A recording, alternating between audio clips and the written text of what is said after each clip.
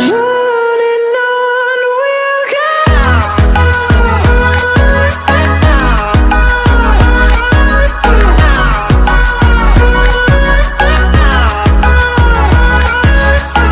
Hello everyone, welcome back to our YouTube channel JKM Tuition World. Yes guys, आज हम लोग बात करने जा रहे हैं हमारे सबसे इम्पॉर्टेंट टॉपिक की, जिसका नाम है excess demand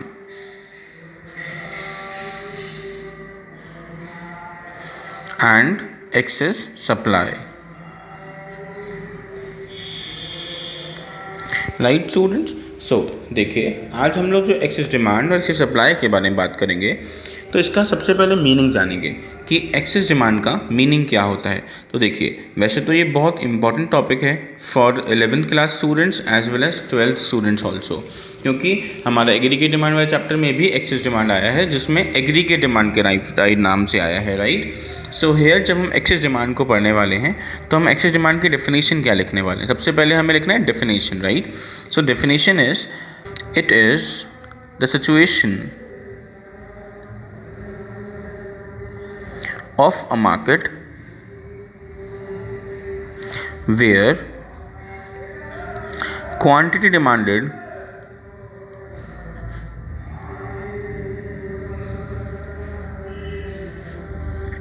is much more than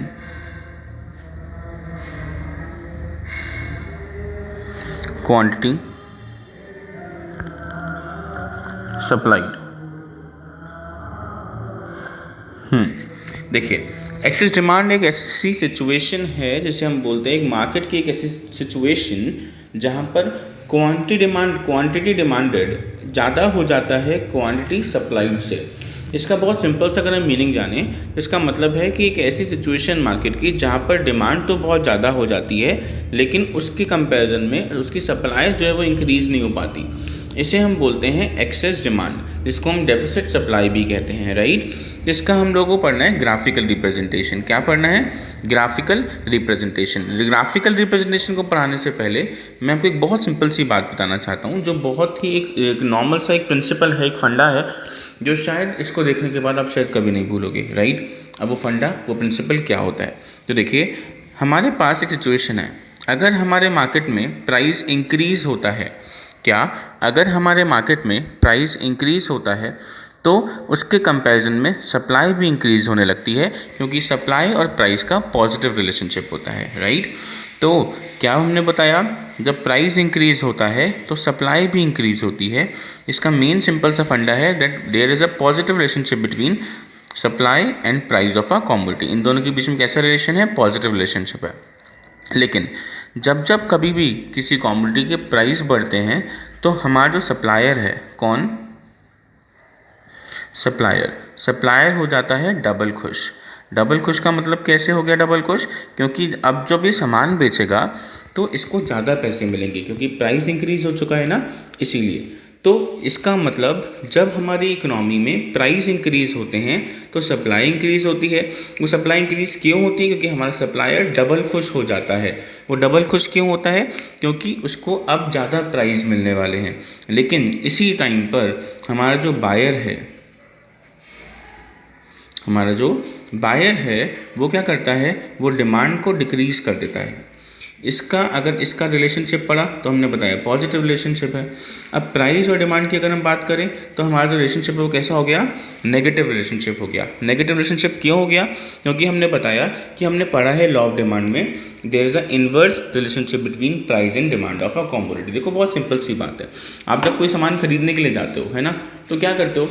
जब सामान खरीदोगे तो बेसिक सी बात है, अगर सस्ता होगा तो ज़्यादा खरीद लोगे, डिमांड ज़्यादा कर दोगे, लेकिन महंगा होगा तो उसको अपने इनकम के हिसाब से खरीदने वाले हो. राइट, तो यहाँ पे जब प्राइस बढ़ता है तो डिमांड घटती है.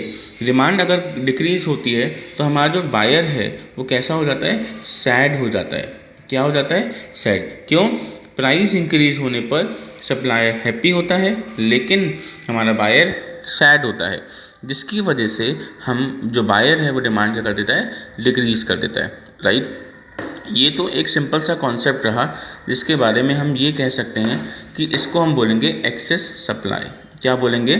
Access supply. राइट, अब देखिए बहुत सिंपल सा फंडा एक्सेस सप्लाई का, मेरे को लगता है अब आपको बहुत अच्छे समझ में आ गया, कभी भी ज़िंदगी में नहीं भूल पाओगे, है ना। ऐसे ही अब मैं सेम फंडा आपको बताऊंगा एक्सेस डिमांड के लिए क्या होता है। अगर देखिए इकोनॉमी में प्राइस डिक्रीज़ हो जाए, क्या हो जाए, इकोनॉमी में प्राइस डिक्रीज़ हो जाएगा तो डिमांड इंक्रीज़ हो जाएगी। क्या, जब इकोनॉमी में प्राइस डिक्रीज़ होता है तो डिमांड इंक्रीज़ होती है। वो क्यों होती है, क्योंकि प्राइस और डिमांड में नेगेटिव रिलेशनशिप होता है। क्या रिलेशनशिप होता है, नेगेटिव रिलेशनशिप। इसलिए जो हमारा बायर है, कौन है हमारा बायर, बायर क्या करेगा, बायर हो जाएगा डबल खुश। बायर क्या हो जाएगा, डबल खुश हो जाएगा। बायर क्यों डबल खुश हो जाएगा, क्योंकि देखो प्राइस कम हो गया, प्राइस कम हो गया तो अब ज़्यादा सामान खरीदेगा, है ना। लेकिन इसी के कंपैरिजन में जब हमने पढ़ा कि प्राइस और सप्लाई का पॉजिटिव रिलेशनशिप है, इसलिए सप्लाई क्या हो जाएगी, डिक्रीज़। जैसे प्राइस डिक्रीज़ तो सप्लाई भी डिक्रीज़ हो जाएगी। इसलिए हम इसको बोलते हैं कि कैसा रिलेशनशिप है, पॉजिटिव रिलेशनशिप है। किसका, प्राइस और सप्लाई का। अब देखिए प्राइस और सप्लाई का पॉजिटिव रिलेशनशिप हुआ, है ना, क्लियर हो गया। तो सप्लायर कैसा हो जाएगा,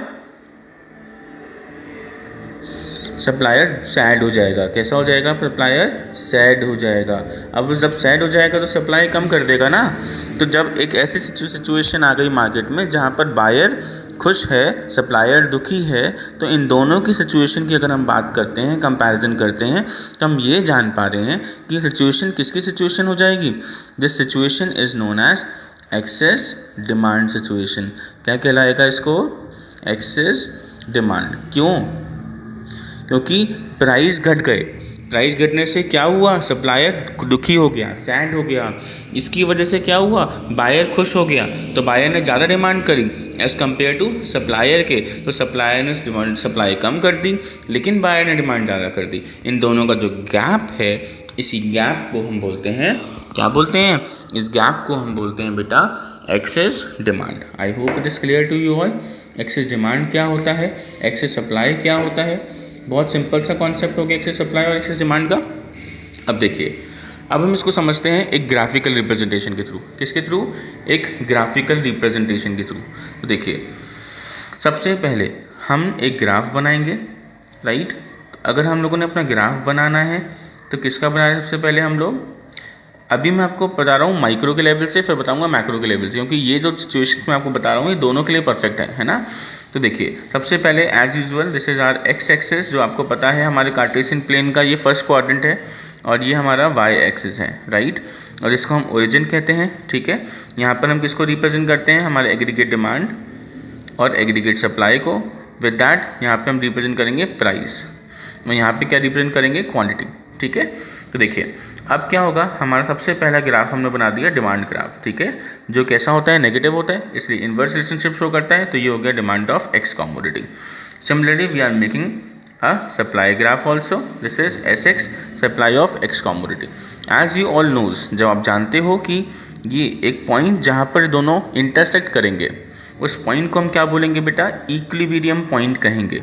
क्या कहेंगे, इक्विलिब्रियम पॉइंट मींस एक ऐसा पॉइंट जहाँ पर supplier as well as buyer दोनों ही एक सेटिस्फेक्शन लेवल पर है, हाईएस्ट सेटिस्फेक्शन लेवल पर आ चुके हैं, इसलिए हमने इसको नाम क्या दे दिया, इक्विलिब्रियम नाम दे दिया।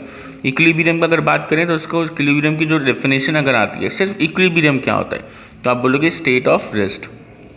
स्टेट ऑफ रेस्ट, जो स्टेट ऑफ रेस्ट है ना, इसे हम इक्विलिब्रियम कहते हैं, ठीक है। अब देखो इक्विलिब्रियम लेवल पर हम पहुंच गए, कब पहुंचे, when demand is equals to supply.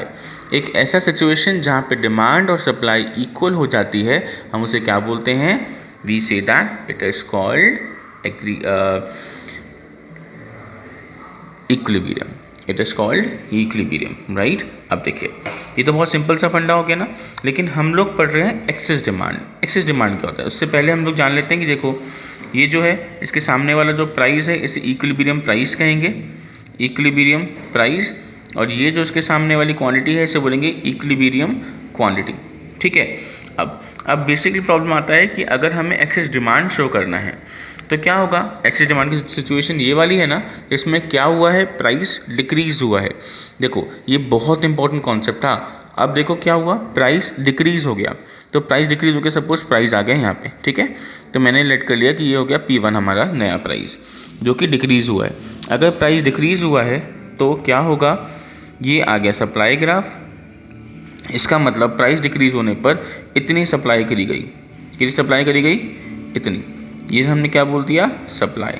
ठीक है, प्राइस डिक्रीज़ होने पर सप्लाई क्या हो गई, पहले सप्लाई यहाँ तक थी, अब सप्लाई यहाँ तक हो गई, मतलब सप्लाई कम हो गई ना। हमने यहाँ पे भी देखा था प्राइस डिक्रीज़ होने पर सप्लाई क्या होती है, कम होती है, हो गई ना।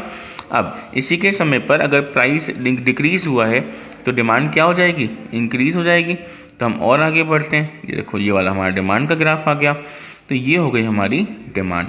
इसका मतलब मेरी डिमांड कहाँ तक पहुँच गई, यहाँ तक। ये मेरी डिमांड है और ये मेरी सप्लाई। तो आप देख रहे हो ना, ये वाला जो पार्ट है सबको दिख रहा है। ये जो पार्ट आप लोग देख पा रहे हो, इस पार्ट को हम बोलेंगे एक्सेस सप्लाई। इस पार्ट को हम क्या बोलेंगे, इस पार्ट को हम क्या बोलेंगे, एक्सेस डिमांड कहेंगे, है ना।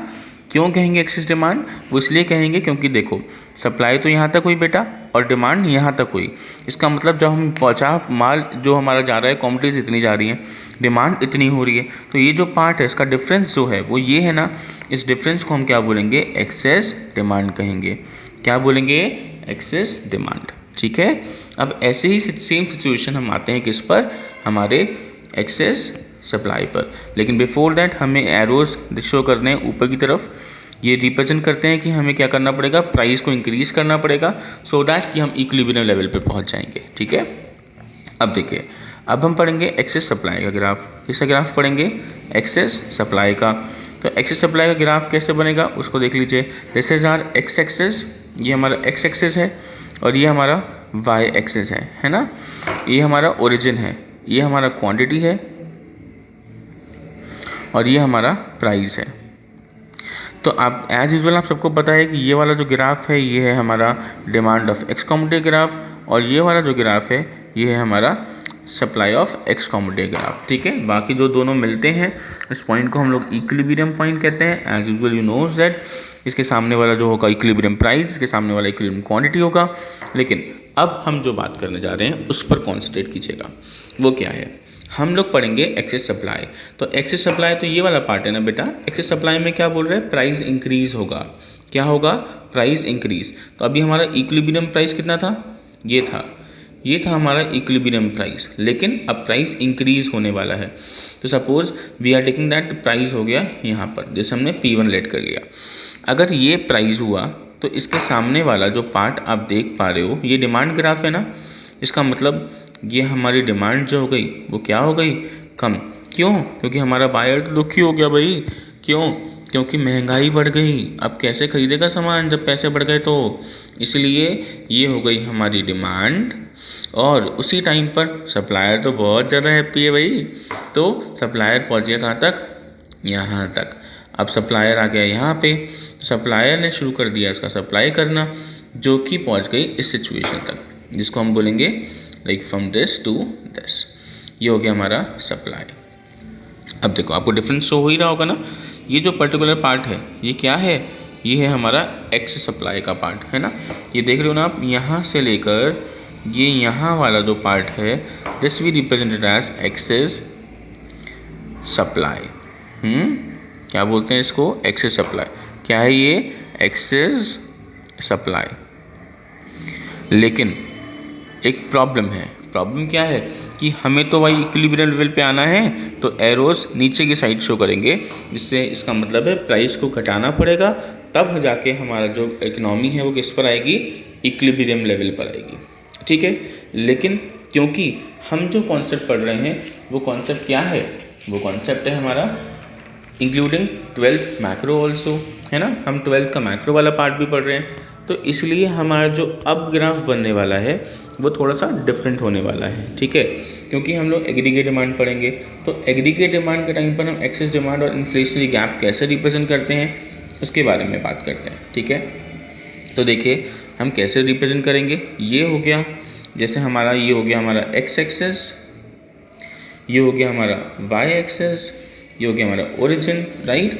तो दिस इज आर कॉल्ड, ये हमारा क्या है, ये हमारा प्राइस है और यहाँ पे एग्रीगेट डिमांड एग्रीगेट सप्लाई, मतलब हमारा इनकम वाला पार्ट आ जाएगा। Right, it is dependent from Y and this is for aggregate demand and aggregate supply. तो देखो अब बहुत सिंपल सी बात, क्योंकि हम लोग मैक्रो लेवल से पढ़ रहे हैं। किस लेवल से पढ़ रहे हैं? Macro level. पहले किससे पढ़ रहे थे? माइक्रो लेवल पे पढ़ रहे थे। तो मैक्रो लेवल में ये इनकम है, ये एग्रीगेट डिमांड एग्रीगेट सप्लाई है। तो उसका ग्राफ कैसे बनता है? एग्रीगेट सप्लाई ग्राफ 45 डिग्री का बनता है, तो we are representing aggregate supply here. फिर एग्रीगेट डिमांड का ग्राफ हमने बनाया, तो ये एग्रीगेट डिमांड का ग्राफ हो गया। ये जो पॉइंट जहाँ पे एग्रीगेट डिमांड और एग्रीगेट सप्लाई मीट करेंगे, उस पॉइंट को हम बोलते हैं इक्विलिब्रियम पॉइंट। कौन सा पॉइंट है? Equilibrium point. As well as इसी पॉइंट को हम बोलते हैं फुल एम्प्लॉयमेंट पॉइंट। ठीक है, तो आपको समझ में आ गया कि अगर एग्जाम में क्वेश्चन आता है कि फुल एम्प्लॉयमेंट पॉइंट क्या होता है या इक्विलिब्रियम पॉइंट क्या होता है, तो आपको समझ में आ गया क्या होता है ना।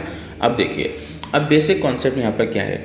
बेसिक कॉन्सेप्ट ये है कि हमें फाइंड आउट करना है कि हमारी इन्फ्लेशनरी गैप कब आएगा, जो सबसे इंपॉर्टेंट है। बच्चों को बड़ा डर लगता है भाई इन्फ्लेशनरी गैप क्या है, ऐसा समझ में ही नहीं आ रहा।